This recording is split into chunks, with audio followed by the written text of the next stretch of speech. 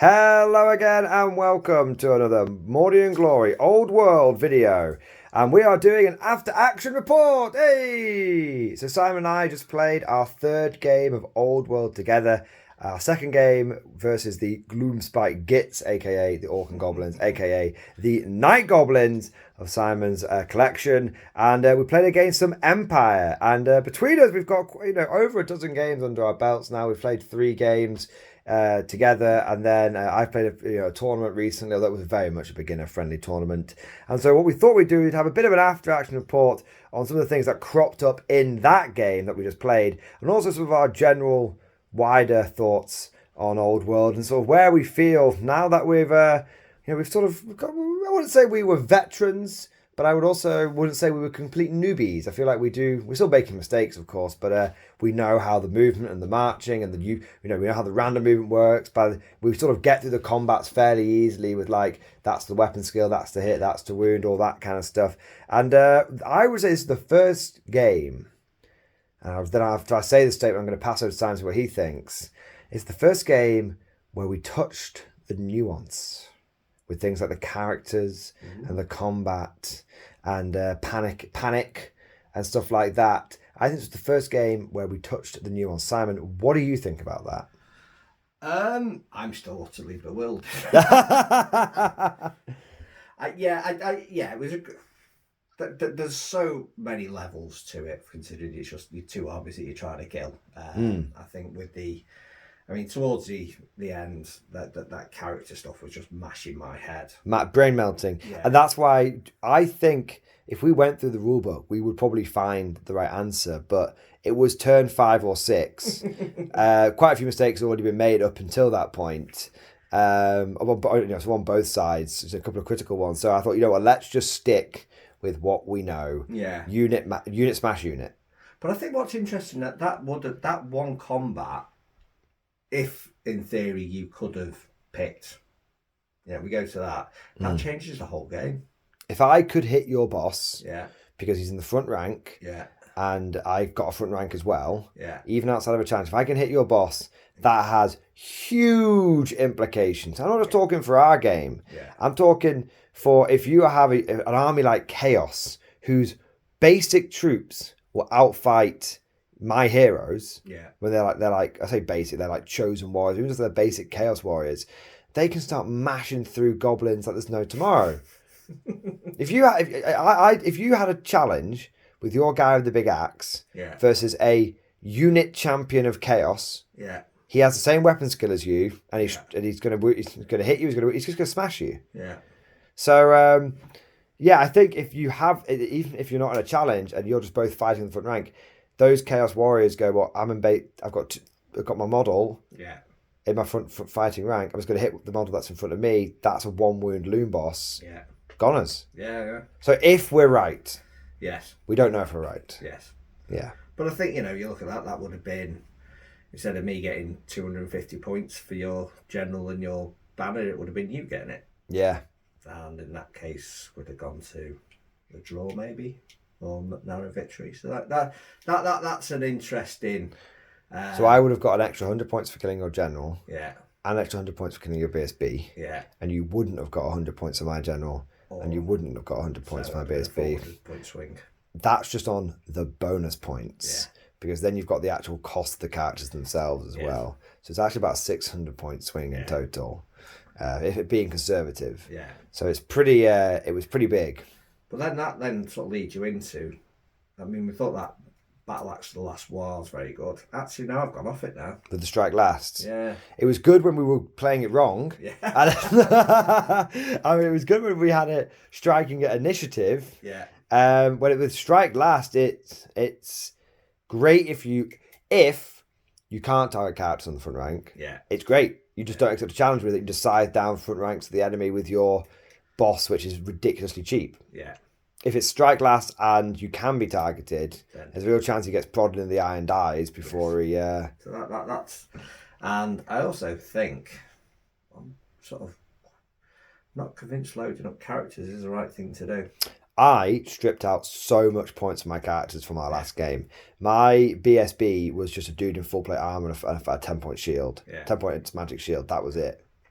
Your BSB costs more than my BSB. Yeah. And yours is a frigging goblin. And mine's a captain of the empire. Yeah. Now there was a couple of cool moments in that game. So your Boingy boys. Yeah. Wow. 2 games in a row now. They have done. Anything they've touched, they've killed. Now the first game, admittedly, they touched archers and they died. Yeah. This game, they went into a full block of state troops and ate pretty much every single one of them. Yeah. 20 plus, about 20 casualties in one turn. Yeah. Between the impact hits. Yeah. And the choppy. Yeah. And the nommy with the squigs. Yeah. That was really, really powerful. That's actually got me reevaluating, because when I went to the tournament, my block of 24 state troops, if it got charged, it generally just held quite well. Yeah. And this time it got charged and got absolutely munched on. Yeah. So you get the extra attacks from the squigs that you don't get with. The squigs do more damage than anything else. Yeah. But then the thing is, they then left. They did. I mean, I'm not sure. Maybe 2 units of 5 is a better option. No, I killed 5 in one round of shooting.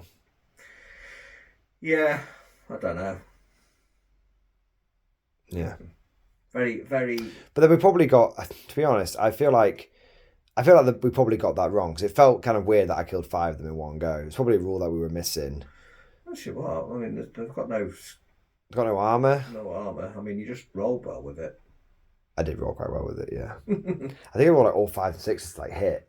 No, I think it was the root. I can't remember, but yeah, you did.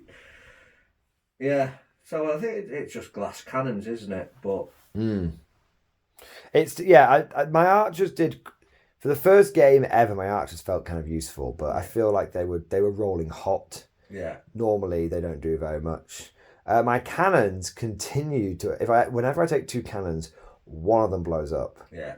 Every single game. Yeah. I've never rolled on the misfire table and got a 6 and been fine. Yeah. I've always rolled on the misfire table. In fact, that first cannon misfired twice and blew up. Yeah. Out of the 3 shots they got to fire, 2 of them it misfired. It's pretty bad.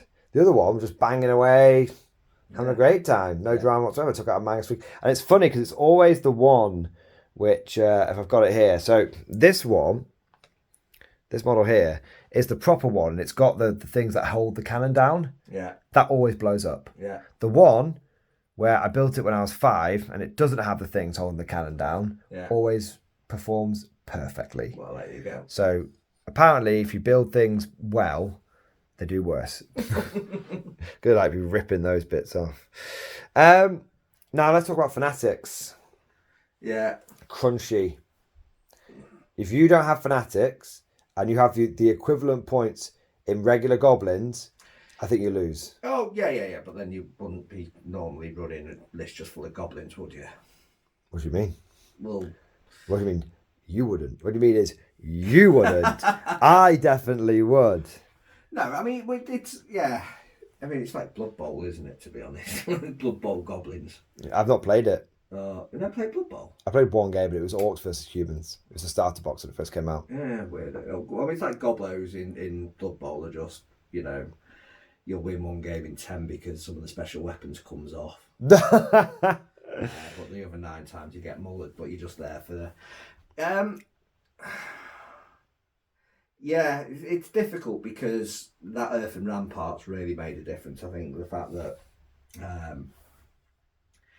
it would have been if they'd have done 3 in 1, 3 in another.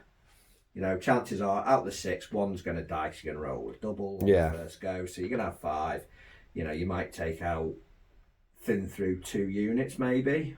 I mean, yes, I absolutely decimated one, but I didn't touch the other because I couldn't.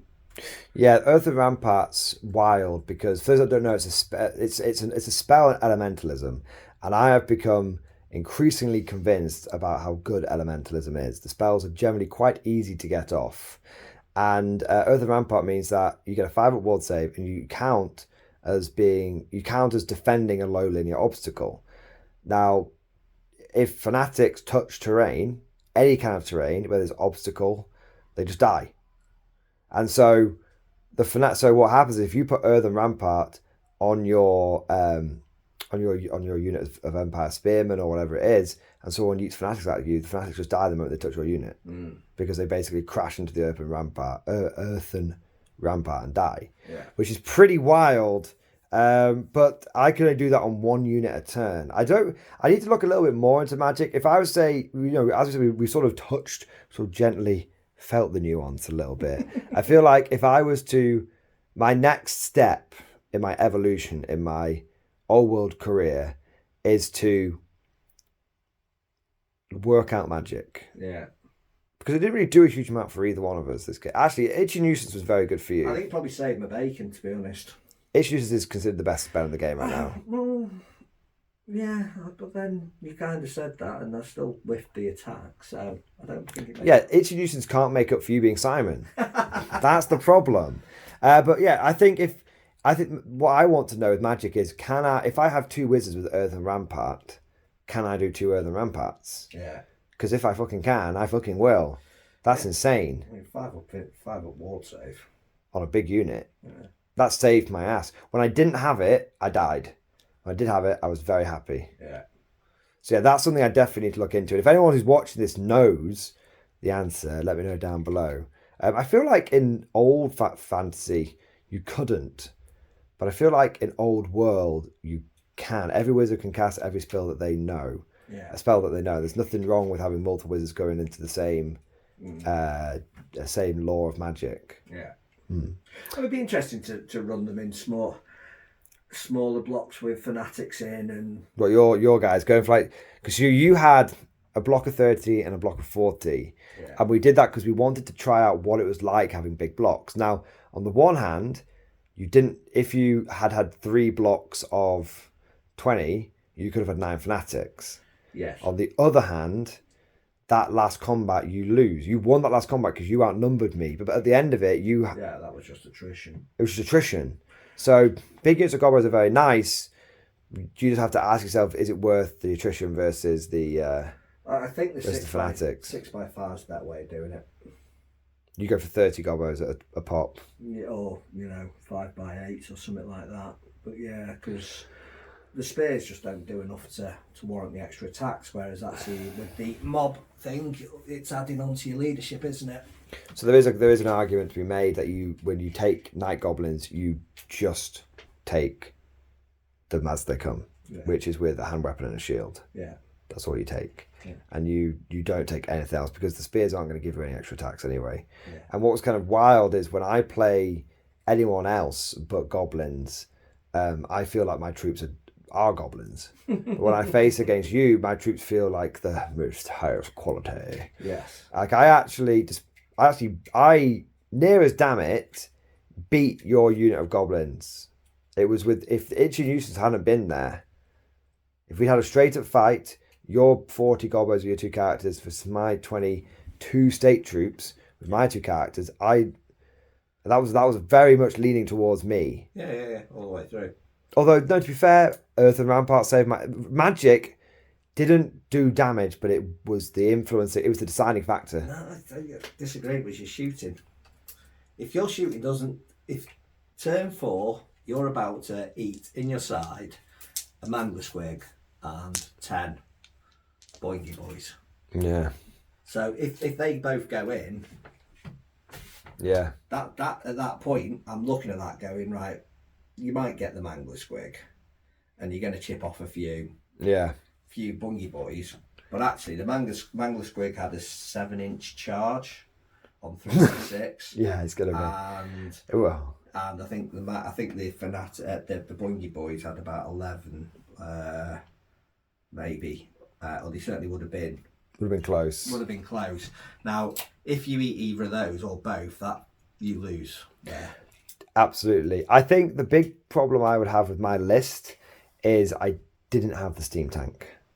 Now, I know that sounds crazy, but I purposely toned the list down because I don't want to become over-reliant on a unit. And also, I've played slightly more games than you, and this is coming across really arrogant. I don't mean it in that way. I think it would be unfair to bring a steam tank to someone's third game at 1250 points. I think if it was our third game at 2,000 points, it would have been fair play. I don't have anything to deal with it. Exactly. And that's what I found at the event is most people didn't have anything to deal with it.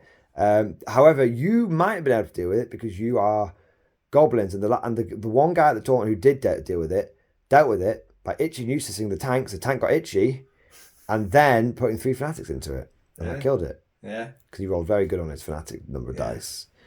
Yeah. So that was pretty powerful. Yeah.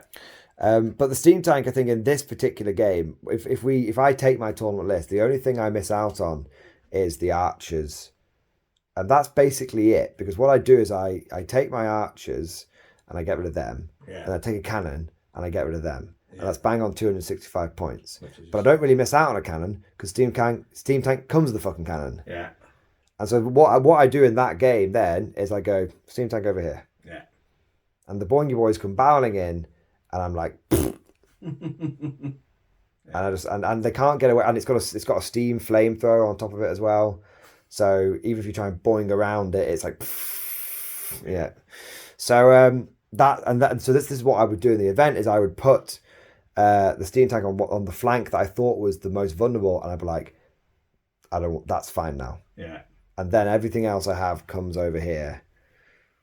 And also I can do it's terrifying. It's got terror. So you have to, if it charges you, you have to pass a leadership test. If you fail, you just flee. Yeah. Yeah, that'd be no fun whatsoever. So you understand now why I didn't bring it, because it would have been quite unfair. I actually really liked the game that we played because it felt like it was quite nice. The two lists felt quite balanced against each other. If I was to change, I think I was maybe slightly disadvantaged. I feel like, and that came down to you having more maneuverability than me. Yeah. I think if I was to tweak my list to try and get so these two lists were perfectly balanced against each other, I'd take my archers out. Yeah. And I would put in just some cavalry. Yeah. Not a lot, just a unit of like, I think just like 5 or 10 Empire Knights. Just need something to skirmish on the flanks. I need something to dominate the flanks. That's my problem.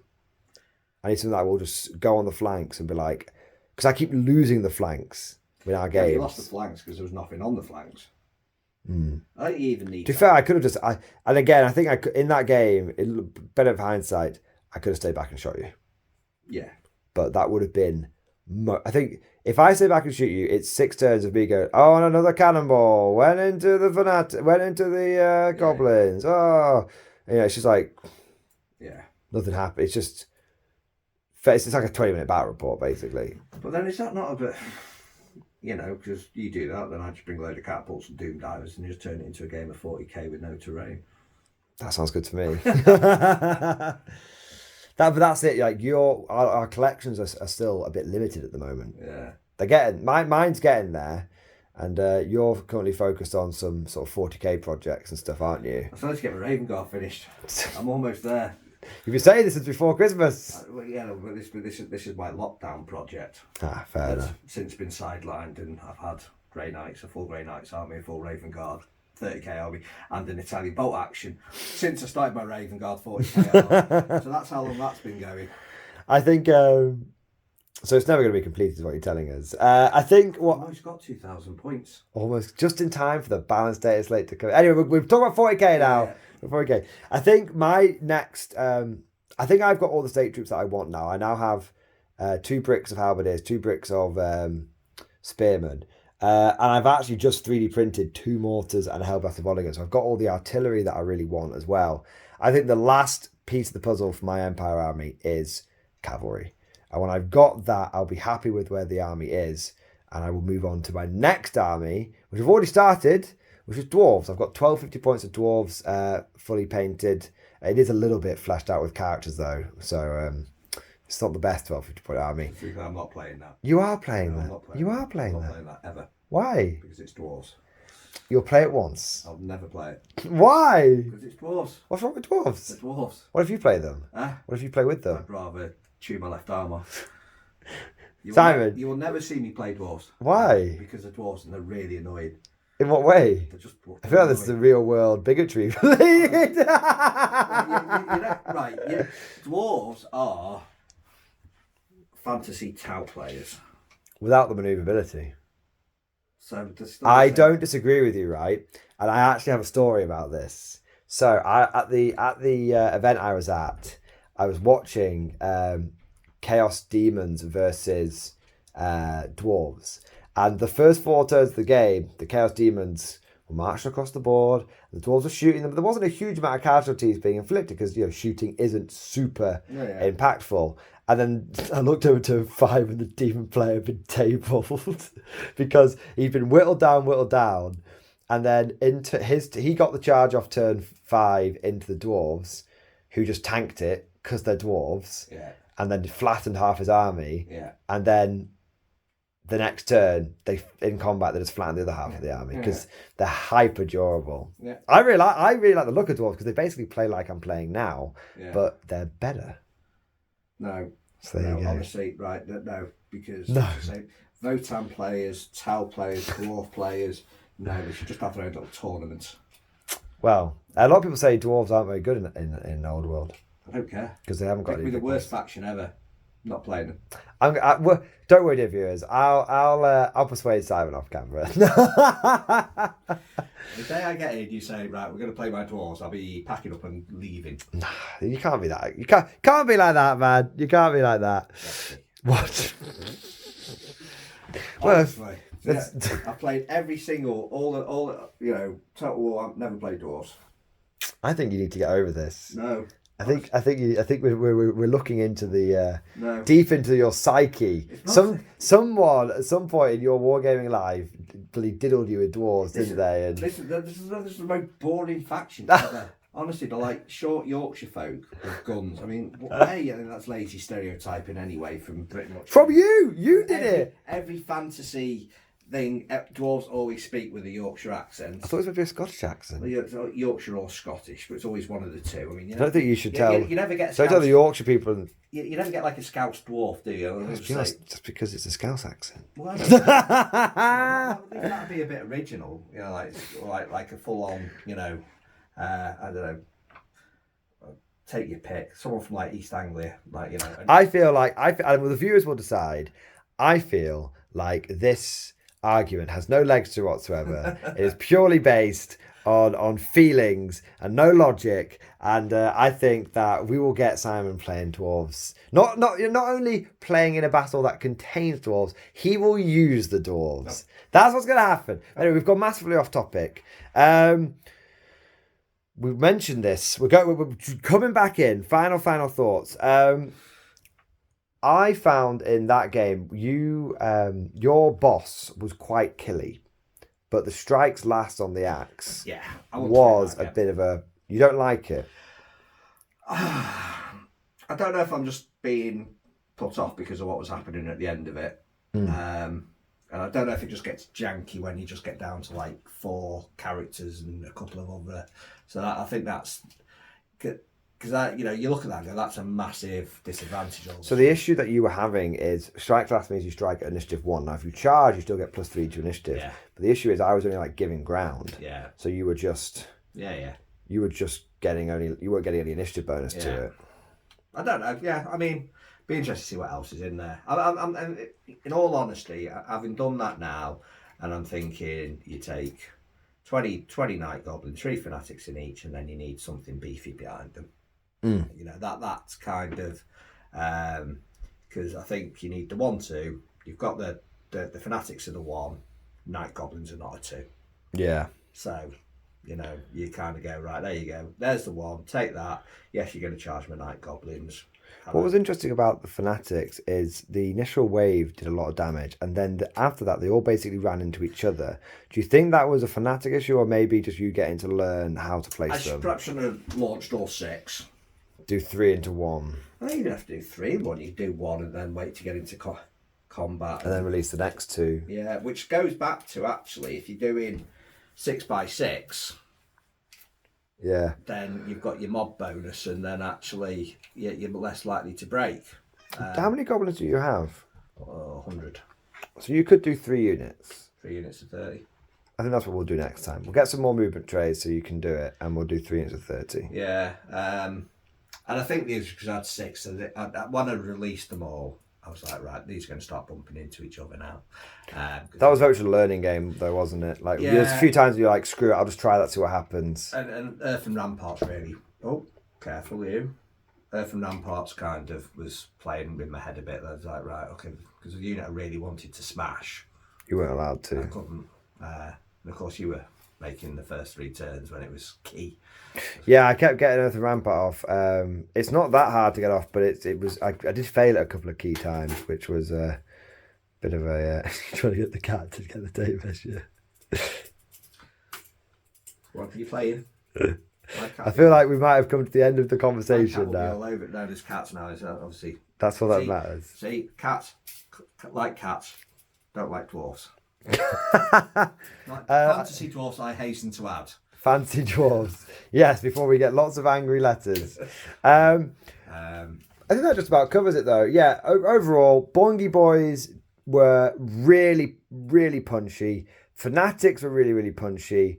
But I'd say the takeaways for the Goblins were that they were, overall, the Fanatics can very easily start getting in each other's way and killing each other. And the Boingy Boys are very fragile. And 2 games in a row, the Goblins themselves can't fight worth toffee. No. And the 2 games in a row, the Mangler Squig has been cannonballed. Yeah, I think just going back to the Fanatics, if I'd have maybe released 1, maybe 2 from the unit on the left, kept them in and just gone, right, actually, am I going to survive this unit for a couple of turns? Yes, right. We're in combat. You've not got Earth and Ramparts. There you go. Off you pop. Because you can launch them in combat. So yeah, I think the other thing for me. And we also learned Fanatics do cause panic. Yes, we learned that. Yes, and I think the other thing that's a key difference for me is turn 3. I mean, I always joke about it. I get, you drive me potty. Turn 3 every time we play. I'm thinking I'm doing well here, and then the bullshit comes. But I don't think, from where I was in turn 3, I thought, right, this is all over by the writing, because it's very swingy. Swung like no game of 40k. That's what I like about Old World. Those first 3 turns were actually kind of just things to setting up, and then turn 4, turn 5, turn 6. Turn 4, end of turn 3, it looked like you had it. End of turn 4, it looked like I had it. Yeah. End of turn 5, I was like, it's maybe. And then, end of my turn 5, I thought, I'm doing well here. And then I realised I shouldn't have followed up on Itchy Nuisance. Yeah. That following up on Itchy Nuisance cost me the game. Yeah. Because otherwise you probably wouldn't have got it off the next turn. Yeah. And then But yeah, so there was a couple of... So I feel like Goblins, they can hit so hard, but they are basically fragile. And I think what you're experiencing is you do your damage, but then the clap back is what is causing you issues. With Empire, what I've started to realise is they are essentially a horde gunline army. They're like Guard. Okay, so with Empire, it's very easy to try and overspend on your characters because you're like, I want my characters to be as good as everyone else's characters. Yeah, you can't. Yeah. And at every point you do that, all you will do is you'll put all your points into your characters and you'll make them as good as everyone else's base characters, and then they will spend magic items on their characters and beat you. Yeah. So what you do with Empire is you want your characters to be very cheap, and really what's going to do the work for you is, if you go with my style of army, you need lots and lots of state troops, which I know a lot of people don't like the idea of state troops, but you need lots and lots of state troops and lots of guns.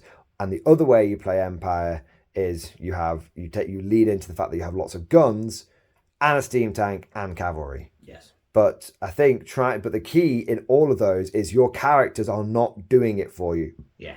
It's your units do it for you. Yeah. Just like in the Guard. No Guard platoon commander has ever got into a fight with any character from any other army and has ever won. Even like a Power Fist. It's just never mattered. I'm thinking back. Apart from Strachan. And that's why Strachan's so beloved, because he actually gives you that feeling. Yeah. So yeah, it's basically your characters are there as support, and it's your units which are going to, whatever unit you choose, probably if you're being meta, like I said, cavalry, but it's your units which are going to win you the game, and that's where you need to focus your Empire efforts. That's my takeaway after playing, this is my 9th game with them. Yeah. Yeah. Yeah. That's... 8th game with them, 3 with Alex. This is our 2nd one. 3rd. but the first one we didn't have Empire. Oh, yeah, of course, yeah. So 8 games. After 8 games of Empire, I found that state troops aren't as bad as everyone says they are. Sometimes they get smashed, sometimes they don't, but that's the same with any infantry. And the guns are fine, but really it's going to come down to combat. And you've kind of got to grind it out, be attritional, and wait for those opportunities to come up. Yeah. So that's kind of the hot takes on the Empire and the Orcs and Gobbos. But of course, let us know what you think about these factions and also about how cute you think the cat is. Hope you guys enjoyed today's video. If you did, make sure you leave lots of comments. Make sure you like it, subscribe, all that kind of good stuff. And of course, as always, we'll see you guys next time.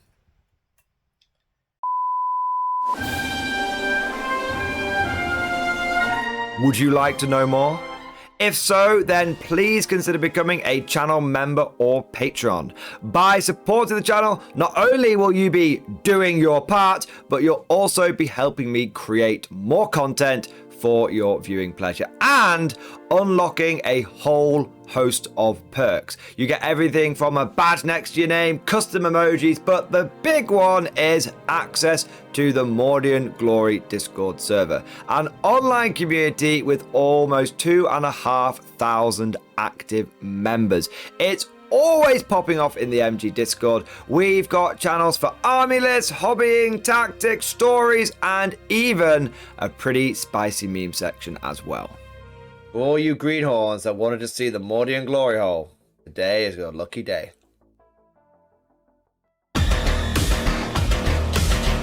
And joking aside, I do want to say a massive thank you to all of the current channel members and patrons.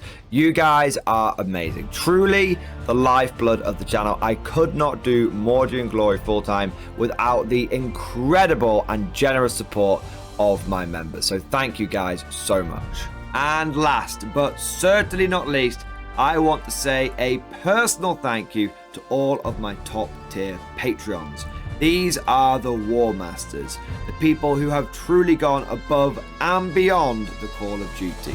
So a heartfelt thank you to Alex Dengal, Bon Bon Vert, Mad Larkin, Marcus Roberts, Mark Panconi, RJ Scorpion, Swordfish Trombone, Try Again Bragg, John Stubbs, Nick Walsh, Diesel Fox, and August Barney. Seriously guys, thank you from the bottom of my heart. Your support is incredible and it makes a huge difference. Thank you so much. That's all for now. Hope you've all enjoyed today's video, and of course, as always, see you guys next time.